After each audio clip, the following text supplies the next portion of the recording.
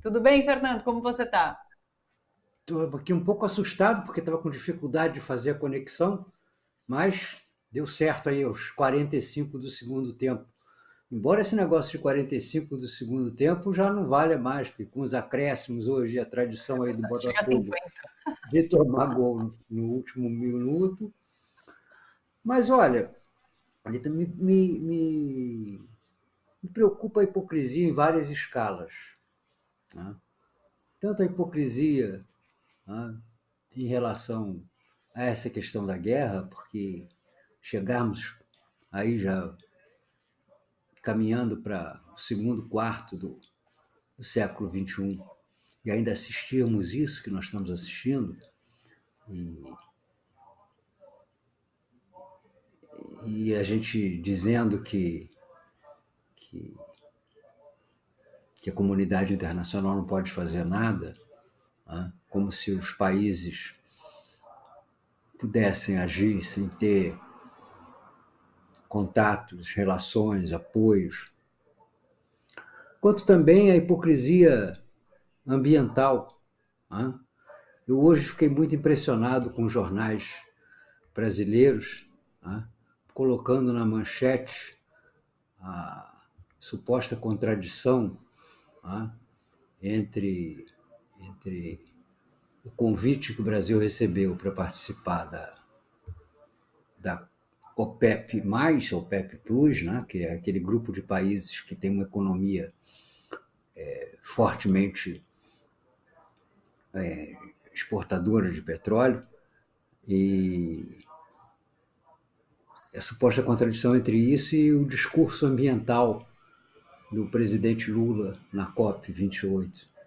É muito estranho que isso aconteça. Eu fiquei me recordando que essa imprensa, há não muito tempo atrás, talvez 7 ou 8 anos, começou a dizer que, você deve se recordar, que o pré-sal era um investimento inviável, que o petróleo tirado do pré-sal era muito caro, que dava prejuízo, que o Brasil não tinha autossuficiência em petróleo coisa nenhuma, porque não conseguia produzir, a Petrobras estava estagnada nos seus níveis de produção. E agora que o Brasil caminha para se tornar um importante player no mercado de exportações de petróleo, que tem condições de chegar daqui a 4 anos à quinta ou talvez à quarta posição até no mercado de exportação global de petróleo, agora o argumento é de que isso aí prejudica o discurso ambiental do Brasil, como se a destruição provocada pelo petróleo fosse privilégio ou até culpa, né, dos países que o produzem, não dos países que o consomem. Né? Arábia Saudita, Kuwait, Emirados Árabes Unidos, todo Catar, todos eles seriam produtores de quê, se não fosse isso? Né? Se não fosse essa necessidade global que o mundo tem e vai continuar a ter do petróleo. Uma bobagem isso aí. O Brasil não vai entrar em nenhum cartel de petróleo. O Brasil não vai fazer parte de um organismo que nasceu para dar valor a alguma coisa que era tratada como lixo. Olha, a OPEP foi criada na década de 70, quando veio o primeiro choque do petróleo, e o petróleo deixou de ser comercializado a preço de banana. Um barril de petróleo, que hoje custa na faixa dos US$ 80, um pouquinho abaixo disso, custava então US$ 3. Esses países que formavam o PEP foram saudados como milagres de desenvolvimento. Todos invejávamos a riqueza árabe, todos invejávamos.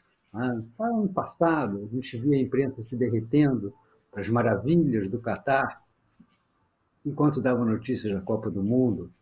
Então, é um cinismo, uma hipocrisia que deixa a gente desanimado, deixa a gente descrente de quanto a imprensa pode contribuir para o levantamento desse país. Gente, é óbvio que o Brasil não vai participar de um cartel mundial de petróleo, nem teria como. É óbvio que o Brasil não vai ficar sujeito a ter que fazer parte do estabelecimento de cotas de comercialização de óleo, porque o nosso sistema não é esse. É óbvio que o Brasil não vai se integrar em nenhum tipo de clubezinho das nações que fica jogando com a alta do preço do petróleo, porque o nosso interesse é que o petróleo seja comercializado no mundo a preços acessíveis. Olha, não existe possibilidade de nada a não ser de transformação do Brasil em interlocutor desses países que têm, como todo mundo sabe, um excedente de capitais para investir. E que só vai investir com países com os quais ele se relacione. Nós tivemos que aguentar durante 4 anos a promessa jamais realizada do investimento de 10 bilhões de dólares no Brasil no fundo do Fundo Soberano Saudita. Né? Bolsonaro chegou a reclamar das nossas restrições ambientais, porque eles estariam dispostos, os árabes, a transformar o litoral de Angra dos Reis em uma nova Cancún. Vocês lembram disso? Todo mundo já esqueceu disso. Né? Agora, quando nós damos um passo concreto para estabelecer um relacionamento permanente, né, com esse mundo dos chamados petrodólares, aí começa o discurso de que isso aí significaria uma concessão ambiental. Eu não falo nem da questão democrática, né, uma concessão ambiental a esses países. É desanimador ver uma elite brasileira tão medíocre, tão pequena, né, e, ao que parece, para eles, o nosso relacionamento com o mundo dos petrodólares deveria se limitar, quem sabe, a ganhar Rolex ou joia das monarquias autoritárias que vicejam naquela região do planeta. Fernando, me chamou a atenção, de fato, essa avaliação, essa análise da grande mídia, e não só da grande mídia, viu? De que é muito contraditório esse posicionamento de Lula de falar sobre transições para energia limpa, enquanto realmente discute essa entrada na OPEP. Acho que você esclarece muito bem quando você explica sobre a OPEP. Realmente, a preocupação é sobre os países que compram, e muito mais do que os que vendem. Mas tem uma outra questão também, que é, Lula chama atenção nas falas dele para essa questão dos países mais pobres, mais vulneráveis, de que há outras preocupações, há outras demandas maiores, talvez, do que a condição climática. Tem uma questão de fome, tem questões mais urgentes, e por conta disso, que países mais desenvolvidos deveriam, de alguma forma, auxiliar nesse processo os países mais pobres, porque, inclusive, são os que mais poluem. Então, acho muito interessante quando Lula bota a discussão num plano real, chama para essa questão social a discussão sobre mudança climática. Te chama atenção também? Você observa isso em Lula, sempre que ele pode, ele traz essa questão da miséria, da fome, que são questões, não sei se mais urgentes, mas talvez tão urgentes quanto discussão climática. Olha, Thalita, a questão da miséria e da fome, na verdade, elas são expressões de uma relação que pode ser resumida numa palavra, que é a relação de desigualdade. Né? Quando eu chamo a atenção para o fato de que os países que consomem o petróleo, né, serem eles os devedores, é porque eles são os polos dominantes nessa relação desigual. Né? Na hora de fazer a bagunça na nossa casa planeta, né, foram eles que fizeram. Quem viveu a festa foram eles, desde a Revolução Industrial. Né? Foram eles que viveram a festa, que sujaram a louça, que bagunçaram a casa, que empoeiraram o chão. Né? E agora, na hora de pagar a conta, né, são eles, naturalmente, que devem suportar os maiores ônus. Cada um tem que pagar na medida das suas responsabilidades. Não é coincidência, né, que quem sofra mais sejam os países mais pobres. Não é coincidência. O que acontece é que os países mais ricos são países mais ricos porque foram os que principalmente se beneficiaram da destruição global do planeta. E ainda são hoje. Né? Veja você, o Brasil é um grande exportador de grãos. Soja, milho, sorgo, enfim. O que é essa exportação? A exportação de produtos agrícolas, né, ela é exportação de natureza. Quando nós exportamos grãos vegetais, estamos exportando sol, terra, água. Estamos exportando essa riqueza que nos pertence, que estão indo alimentar povos alheios. Ah, mas nós recebemos por isso. Será? Será que nós recebemos o valor que é devido por isso? Então, ninguém fala da gente destruir a natureza porque precisa produzir agricultura. Olha, a outra coisa é que também se mente muito. Quem é o maior produtor de petróleo do mundo? Você sabe, Thalita? Não. Pois talvez você se surpreenda. O maior produtor de petróleo do mundo são os Estados Unidos. O maior volume de petróleo extraído é pertencente aos Estados Unidos. Como eles são um grande consumidor, eles, além de consumirem o que eles produzem, eles precisam importar também. No entanto, você não vê a mesma onda ser criada sobre a exploração de petróleo dos Estados Unidos, como Sim. se lá essa indústria fosse limpa, entre aspas. Mas há outras coisas. Os métodos de extração do petróleo dos Estados Unidos são os piores e os mais perigosos do planeta. Eles se tornaram quase autossuficientes em matéria de petróleo depois que eles fizeram crescer em 9, 10% a produção deles através de um mecanismo chamado fracking. O que consiste esse fracking? Esse fracking consiste em você perfurar a terra, tá, e injetar líquido em altíssima pressão para produzir fraturas na rocha por onde escoe o óleo que está ali impregnado. É claro que isso tem riscos e perigos enormes.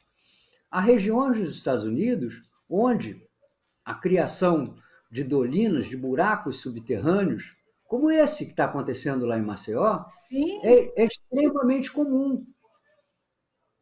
A contaminação do lençol freático pelas práticas de fracking são gravíssimas. E isso não é destacado pela mesma imprensa,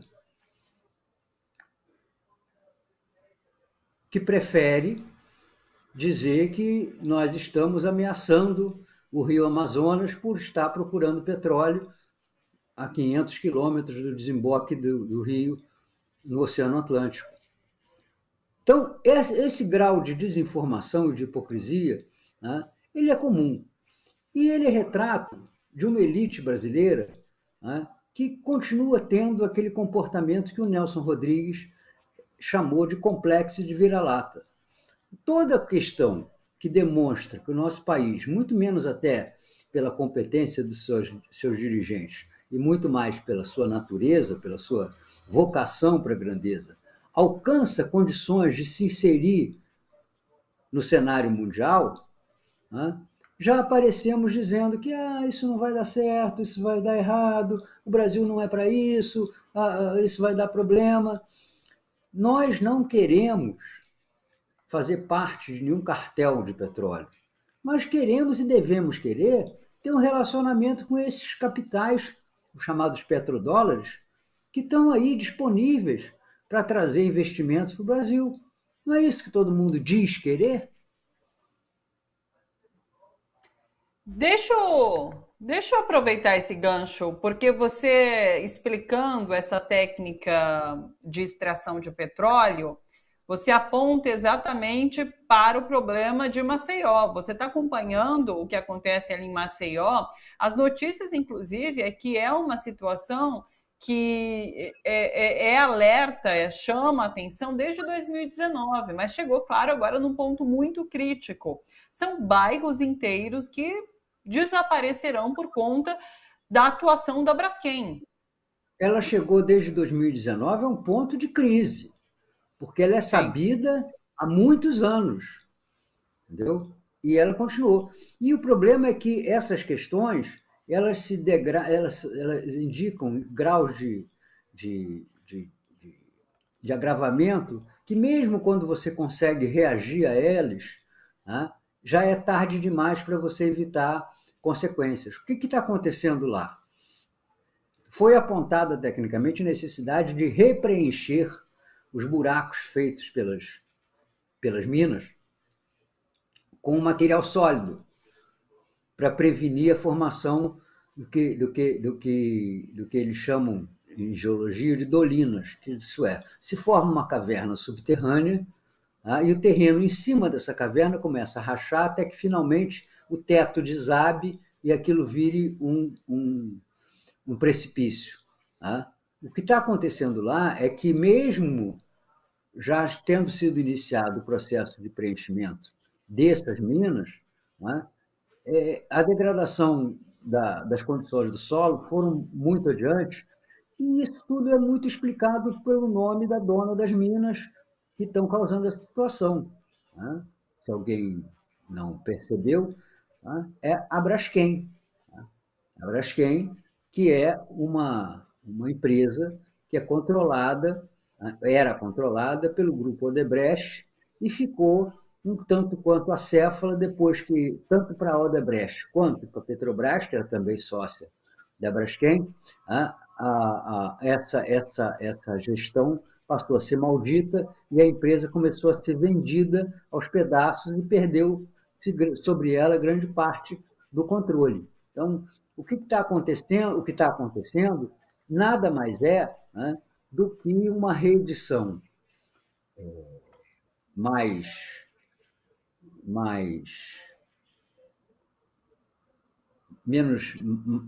aguda, né, do que aconteceu, por exemplo, em toda a região de Belo Horizonte, onde se deixou a mineração avançar a um ponto, né, que você começou a ter uma série de acidentes, uma série de destruições, né, e na poesia do Drummond, de décadas atrás, né, você cantava, né, falando daquela Serra do Rola Mosca, né, que aquilo era só um retrato na parede, que doía muito. Maceió está se tornando, né, um buraco no chão. A gente segue acompanhando essa situação de Maceió, porque há um alerta de que a qualquer momento realmente o solo pode ceder, abrindo ali uma cratera gigantesca. Então a gente está acompanhando. Fernando, muito obrigada. Não é nenhuma, Thalita. São muitas, porque no total ali existem 18 minas. Então, cada uma delas pode se tornar um precipício em potencial. Nossa, vamos acompanhar, a situação bem complicada ali em Maceió. Fernando, muito obrigada, um ótimo final de semana para você. Até uma próxima, beijo grande. Eu não posso deixar de registrar que depois desse período, que ainda não se encerrou, infelizmente, da minha doença, né, eu agora quase, 8 meses depois, 7, 8 meses depois, estou de volta ao Bom para Todos, de volta a essa conversa com você, Thalita.